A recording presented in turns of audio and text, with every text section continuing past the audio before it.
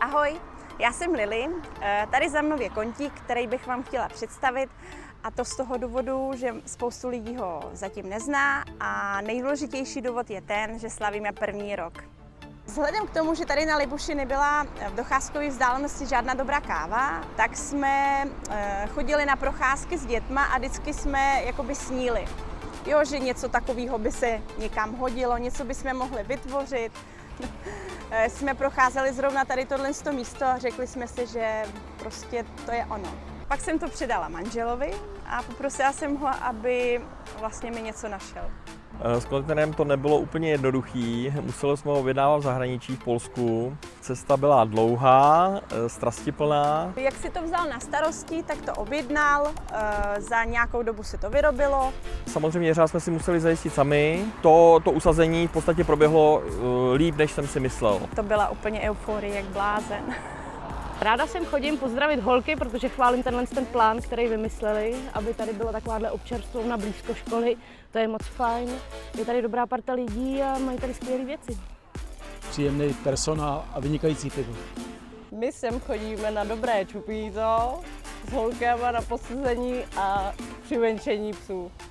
Já sem chodím za dobrou partou lidí na dobré pivo. Tak a teď vám ukážu, co tady všechno máme. Kávu tady máme od Light Roast Coffee, je to úplně vynikající, chuťově výborný kafe a u nás máme 100% arabiku. Lidi si naši kávu oblíbili a chodí na ně pravidelně. Pivo tady máme od Muflona, úplně vynikající, z malého pivovaru z Kunratic a lidi se ho hodně pochvalují a rádi se na něj vracejí. A proč sem chodím?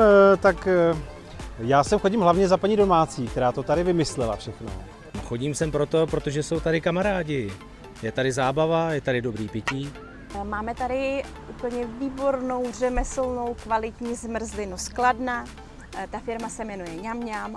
Protože tu mají dobrou zmrzlinu! Řada Bombáto v čele s letní hruškou obsadila v celoevropské soutěže 2. místo.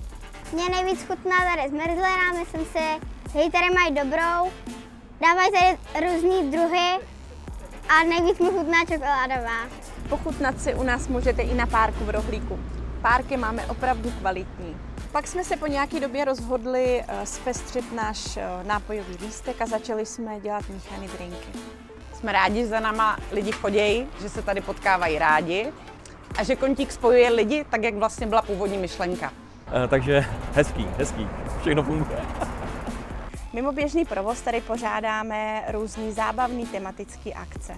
Ku příkladu už máme úspěšně za sebou Halloweena, kde se ve velkém vyřezávaly dýně a probíhala soutěž o nejlepší strašidelnou masku. Pak jsme uspořádali lampionový průvod na svátek svatého Martina a měli jsme z toho obrovskou radost, protože přišlo opravdu velké množství lidí a na závěr celé akce jsme měli připravené překvapení i pro hosty a tím překvapením byla ohnivá show od 2 šikovných kluků ze skupiny Mystika.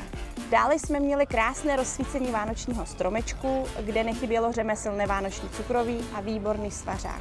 Samozřejmě nesměla chybět ani Mikulášská a opět dle zpětné vazby našich hostů povedená akce. Skoro na každé z těchto akcí jsme měli skákací hrát, malování na obličej, opekání buštu a různé sportovní soutěže o náš merch. Všem příznivcům Kontíku doporučuji se osobně zúčastnit ve všeho, co se tady děje. Jsme moc rádi, že se nám to splnilo a děkujeme, že jste, protože díky tomu jsme i my. Ahoj! Díky do Kontíku! Čau!